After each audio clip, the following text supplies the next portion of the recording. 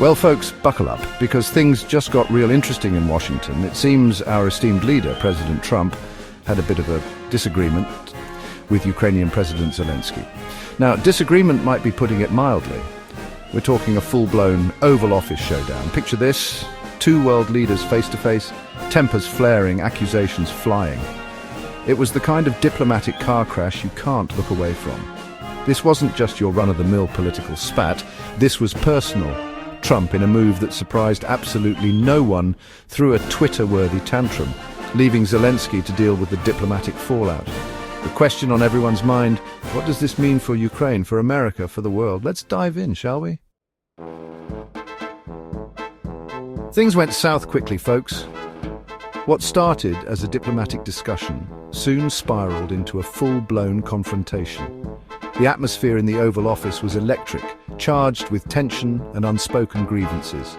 Trump, in his signature style, didn't hold back. He was visibly agitated, his voice rising with each pointed remark. His frustration was palpable, and he made no effort to hide it. He accused Zelensky of being ungrateful for US aid, of not doing enough to achieve peace, of basically being a thorn in his side.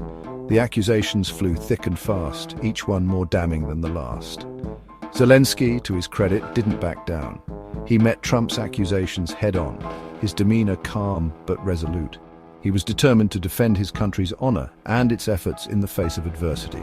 He stood his ground, defending Ukraine's efforts and reminding Trump that, there's this little thing called a Russian invasion happening. The tension was palpable. Zelensky's words were a stark reminder of the harsh realities his country faced daily. Sources say you could cut the air with a knife, assuming you could find a knife that wasn't already being used in a metaphorical sense to describe the situation. The room was thick with tension, every word and gesture scrutinized. By the end of it all, Trump had ordered Zelensky to leave the White House. It was a dramatic conclusion to an already explosive meeting, leaving everyone in the room stunned. And just to add insult to injury, he decided to cut off funding for a crucial Ukrainian energy program. This move was seen as a direct retaliation, a way to exert pressure and show who was in control. Because nothing says, "Let's work this out," like plunging a country into darkness. The repercussions of this decision were immediate and severe, leaving many to wonder what the future held for US-Ukraine relations. As you can imagine, the international community had a few thoughts on this whole debacle. Russia, predictably, was thrilled. Putin, no doubt sipping on some celebratory kombucha, praised the clash, seeing it as a sign of weakness in the Western alliance. Meanwhile, European leaders were less than impressed. Macron, Starmer, Trudeau, even those nice folks down under in Australia, they all lined up to express their support for Zelensky and reiterate their commitment to Ukraine. It was a clear message to Trump: you've isolated yourself, buddy. Even the Ukrainian military, usually known for their stoicism, couldn't help but express their, shall we say, skepticism at Trump's peace proposals. One can only imagine the colorful language being used behind closed doors. Section 4. Divided we stand. America grapples with the fallout. Back home, the reaction was about as unified as a pack of cats trying to herd themselves. The American public, already polarized by years of political strife, found yet another issue to divide them. Social media platforms became battlegrounds where friends and family members clashed over their differing views. News outlets, each with their own slant, added fuel to the fire, making it nearly impossible to find a common ground. Republicans, as is their wont, were split. The party, which had long prided itself on unity, now found itself in a quagmire of conflicting opinions. Some members saw this as an opportunity to rally behind their leader, while others viewed it as a moment to distance themselves from the chaos. Some, like Lindsey Graham, fell in line behind Trump, praising his tough talk and blaming everyone but Trump for the whole mess. Graham's unwavering support was seen by many as a strategic move to maintain his political standing within the party, even if it meant turning a blind eye to the broader implications. Others, like Marco Rubio, took a slightly softer approach, suggesting that maybe, just maybe, Zelensky should consider apologizing. Rubio's stance was seen as an attempt to strike a balance, appeasing both the hardliners and the moderates within the party, because when a foreign power invades your country, the polite thing to do is apologize for inconveniencing everyone. This satirical take highlighted the absurdity of the situation, drawing both laughter and criticism from various quarters. Democrats, meanwhile, were united in their condemnation of Trump's handling of the situation. They saw this as yet another example of his reckless approach to foreign policy, which they argued was putting America's global standing at risk.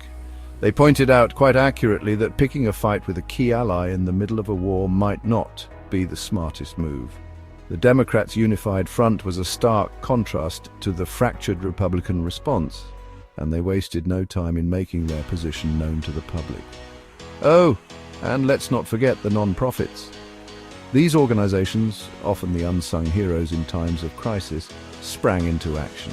They mobilized resources, organized rallies, and launched campaigns to raise awareness about the situation in Ukraine.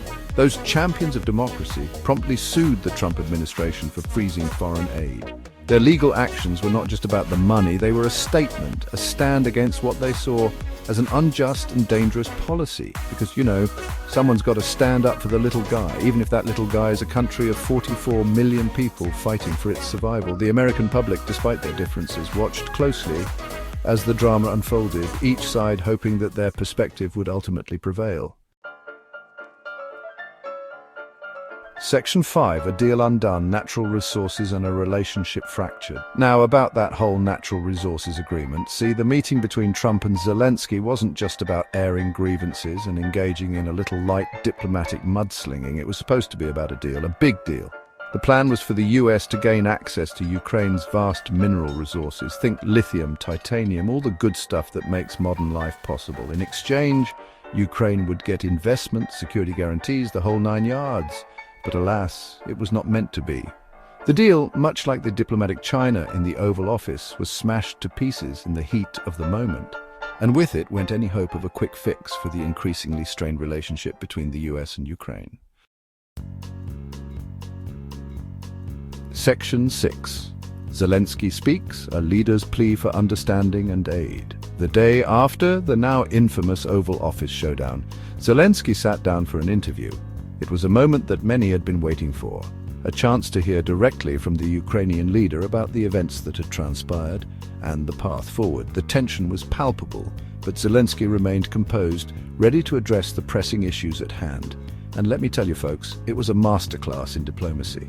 Zelensky navigated the complex political landscape with a deft touch, balancing the need to assert his country's position while maintaining a tone of cooperation and mutual respect.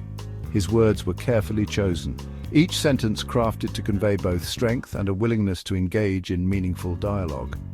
He expressed gratitude for the bipartisan support Ukraine has received from the US, emphasizing the importance of the relationship between the two countries. Zelensky highlighted the shared values and common goals that bind the two nations, making it clear that Ukraine's fight for sovereignty and democracy is not just their own, but a struggle that resonates with the principles of freedom and justice worldwide. He spoke about the need for open dialogue, for understanding, for a united front against Russian aggression. Zelensky underscored the importance of international solidarity in the face of threats to global stability, calling on allies to stand firm and support Ukraine's efforts to defend its borders and its people. Zelensky, ever the statesman, even managed to avoid directly criticizing Trump.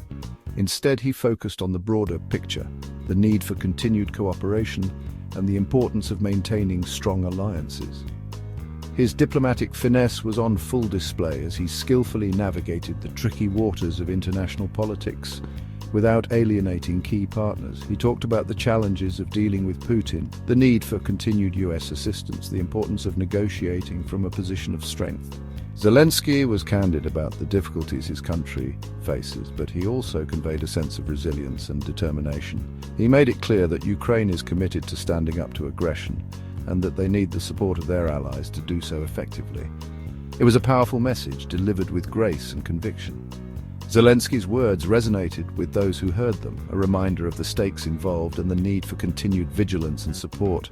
His passion for his country and his commitment to its future were evident in every word he spoke. A stark contrast to the bluster and bravado we've come to expect from, well, you know who. Zelensky's approach was measured, thoughtful, and deeply rooted in a desire for peace and stability.